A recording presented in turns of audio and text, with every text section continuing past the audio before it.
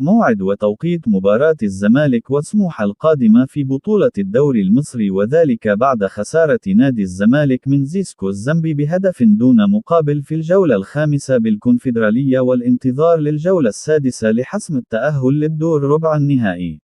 وسيلتقي نادي الزمالك مع سموحة في المباراة المؤجلة من الجولة ال14 ببطولة الدوري المصري يوم الأربعاء المقبل 11 فبراير في 8 مساء بتوقيت القاهرة، 9 بتوقيت السعودية، وقطر 10 بتوقيت الإمارات، على استاد القاهرة الدولي. وستذاع المباراة عبر قناة أون تايم سبورت.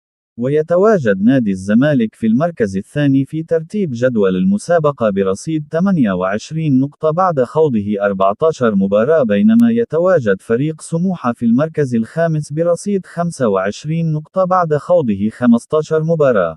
وسيلتقي نادي الزمالك بعد مباراة سموحة القادمة مع كايزر تشيفز في منافسات الجولة السادسة والأخيرة لدور المجموعات ببطولة الكونفدرالية يوم السبت 14 فبراير في القاهرة.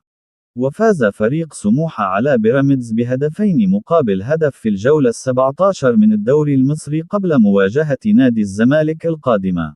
ويسعى نادي الزمالك للفوز في المباراة القادمة لمواصلة الانتصارات وتحقيق الفوز الرابع على التوالي في بطولة الدوري المصري، وعدم نزيف أي نقاط لمواصلة التقدم في ترتيب جدول المسابقة.